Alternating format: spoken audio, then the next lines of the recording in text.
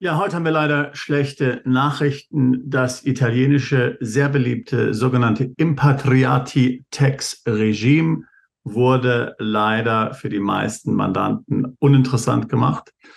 Das ist das sogenannte Rückkehrersteuerregime für Freiberufler und Angestellte oder Selbstständige, die als Ausländer nach Italien ziehen oder aber auch italienische Rückkehrer und die damit sehr hohe Steuerreduktionen genießen konnten für eine Zeit von 5 Jahren beziehungsweise bis zu 10 Jahren. Man bekam eine Steuerbefreiung von sagenhaften 70%. Das heißt, nur 30% des Einkommens mussten besteuert werden. Zog man in den Süden Italiens, waren es sogar 90%. Man hat also nur auf 10% seine Steuern bezahlt. Jetzt wird alles anders werden. Ab 1.1.2024 kannst du das Regime immer noch nutzen, aber nur noch unter sehr beschränkten und, wie ich meine, uninteressanten Bedingungen. Giorgia Meloni, Italiens Premierministerin, der fleischgewordene Traum aller Neofaschisten und Rechtspopulisten, hat sich also als gar nicht so rechts und gar nicht als so konservativ gezeigt, eben, sondern nur als Rechtspopulistin und hat jetzt tatsächlich die Steuern erhöht, und zwar völlig unsinnigerweise die Steuern erhöht für die Leute, die wirklich das Geld in dieses marode, kaputte Land Italien gebracht haben, heruntergewirtschaftet von Jahrzehnten von Korruption, Mafia und den unfähigsten Politikern, die es auf diesem Planeten gibt. Praktisch Zustände wie in einem Entwicklungsland. So, sehr intelligenterweise wurde hier nach der letzten Finanzkrise von, muss man sagen, einer linksgerichteten Regierung, die das Impatriati-Tax-Regime und dann auch noch andere steuerliche Sonderstaate implementiert.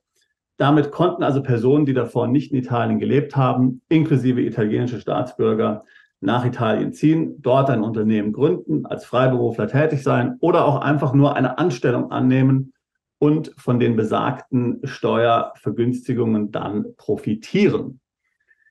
Das Regime hat hierbei mehrere sehr interessante Faktoren berücksichtigt. Zum einen mal das Gefälle in Italien zwischen Nord und Süd. Es ist ja klar, dass jemand, der nach Mailand zieht oder auch nach Südtirol, dort weniger steuerliche Vergünstigungen in Anspruch nehmen muss.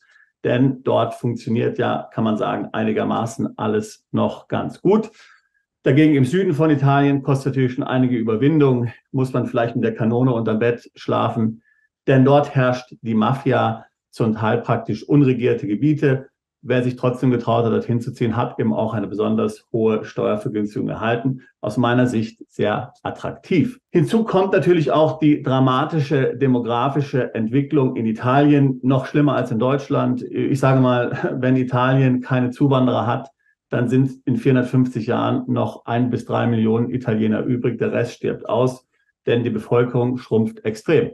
Man hat also bei diesem Impatriati-Tax-Regime sehr interessante Bedingungen an eine Verlängerung nach 5 Jahren geknüpft. Du konntest zum einen ein Haus kaufen für 750.000 Euro oder aber, sehr interessant, mehrere Kinder haben. Ja, mehrere Kinder haben, die dann in Italien aufgewachsen sind. Dann konntest du es weitere 5 Jahre nutzen. Sicherlich in der Masse vermute ich nicht, dass das jetzt zu wahnsinnig viel positiver Einwanderung geführt hat, aber ich fand es eine kreative Idee, wie man im Grunde mit schlechten Ausgangsbedingungen hier die Leute anlockt, die wirklich das Geld haben, und das sind die Ausländer. Die haben dann zum Teil ja für 1 Euro, war der sehr bekannt in italienischen kleinen Städten, hier Häuser gekauft, Hunderttausende investiert, diese Häuser zu renovieren, sind jetzt vielleicht 5 Jahre da, wollen verlängern und können nicht mehr wegen diesen idiotischen Rechtspopulisten.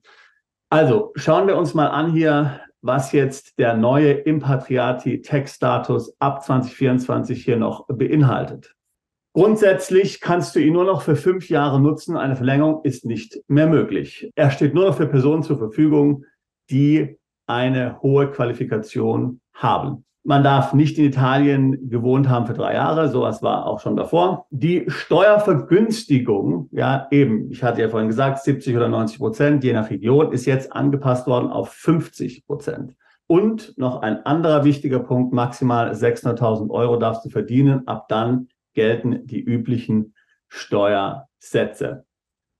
Ein ganz anderer wichtiger Punkt ist auch, es ist nicht möglich, dass du zum Beispiel von einem deutschen Arbeitgeber dann nach Italien entsandt wirst und dort als ein Impatriat hier arbeitest, zum Beispiel für die italienische Tochtergesellschaft oder auch einfach als ein Remote Worker.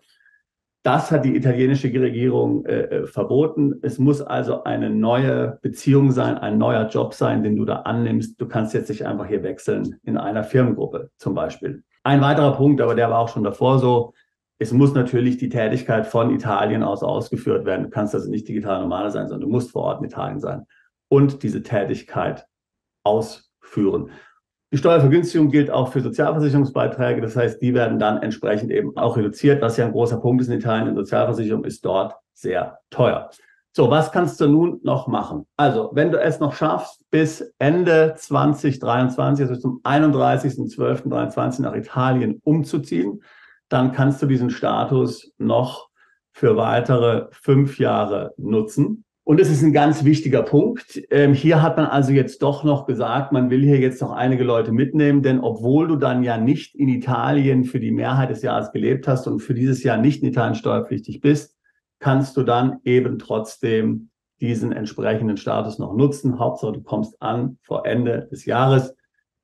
Man muss natürlich hier sich dann nochmal vergewissern, bevor man wirklich umzieht mit dem italienischen Anwalt oder Steuerberater, wie jetzt sich die Gesetzeslage im Detail hier darstellt, ob es wirklich dann auch rechtssicher ist und dann nicht hinterher irgendwie gesagt wird, naja, du bist zu spät umgezogen und damit funktioniert das Ganze sowieso nicht. Ja, aber so wie es aussieht, bis Ende des Jahres ist es noch möglich. Vielleicht aber überlegst du dir auch jetzt ganz andere Stati zu nutzen. Ich meine, wir hatten ja auch gesehen, dass Portugal diesmal hier von den Linken den NRR-Status abgeschafft hat, aber es gibt natürlich auch noch andere interessante Standorte für Freiberufler in der EU oder in Europa. Also wir haben zum Beispiel auf jeden Fall mal hier Griechenland, ganz ähnlich wie Italien, 50% genießt man hier dann steuerfrei seine Einnahmen. Dann gibt es Standorte wie Rumänien, Bulgarien oder auch zum Beispiel die Tschechische Republik, wo du mit jeweils günstigen Steuern als Freiberufler rechnen kannst. In der Tschechischen Republik ist es zum Beispiel so, dass du bei 60.000 Einkommen weniger als 10% Steuern, Sozialabgaben, Krankenversicherung bezahlst. Bei 180.000 in der Tschechischen Republik sind wir dann schon bei fast 30%. Wiederum alles inklusive Steuer, Krankenversicherung, Sozialabgaben. Immer noch weniger als in Deutschland, aber vielleicht dir zu viel.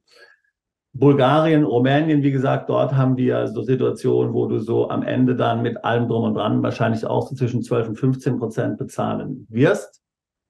Das Gleiche würde man für Zypern sagen können. Malta ist es eher Richtung 5%, also da ist es recht günstig. Da ist die Firmenstruktur allerdings ein bisschen umfangreicher. Musst also dir überlegen, wie viel du verdienst. Wer jetzt nur 100.000 oder das Freiberufler verdient, würde ich sagen, wird sich nicht lohnen. Ja. Also es gibt tatsächlich in der Europäischen Union noch einige Länder, die interessant sind, wo man nach wie vor steuergünstig leben kann. Sicherlich das italienische Impatriati-Tax-Regime war sehr attraktiv. Italien ist ein wunderschönes Land, kein Zweifel. Leider hat es die inkompetente Regierung kaputt gemacht. Das sei auch eine Warnung an alle, die hier mit der AfD und ähnlichen Parteien sympathisieren. Du kannst den Rechten genauso wenig trauen wie den Linken. Was zählt, ist gesunder Menschenverstand und nicht, wo du bist auf dem Spektrum des Populismus. Die Linken sind genauso schlimm wie die Rechten. So, falls das für dich ein Thema ist, falls du nach Italien umziehen möchtest dieses Jahr oder aber sagst, naja, okay, Italien ist jetzt uninteressant geworden, gehe ich vielleicht irgendwo anders hin. Oder man vielleicht einen Zwischenstatus suchst, wo du zum Beispiel sagst, naja, ich kann ja in Italien 182 Tage im Jahr sein. Dann bin ich auch noch 182 Tage im Jahr in Spanien und der Rest der Zeit beim Skifahren in Österreich, also 2 Tage oder entsprechend dann länger. Dann nimm mit uns Kontakt auf, buch ein Beratungsgespräch. Link packe ich hier in die Beschreibung rein. Ich würde mich freuen, dich im Beratungsgespräch kennenzulernen und über dein Auslandsvorhaben zu sprechen. Bist du Unternehmer, Freiberufler oder Investor? Zieht es dich schon lange ins Ausland? Mach heute den ersten konkreten Schritt in eine Zukunft mit mehr Geld und mehr Freiheit. Buche ein Beratungsgespräch mit Sebastian und seinen Kollegen. Unsere Kanzlei unterstützt Mandanten wie dich dabei, deine Steuerlast legal zu reduzieren, Vermögen aufzubauen und zu schützen und deine persönliche Freiheit zu maximieren. Profitiere jetzt von unserem Fachwissen und unserem Netzwerk. Gehe zu mandatierung.com und werde Mandant unserer Kanzlei.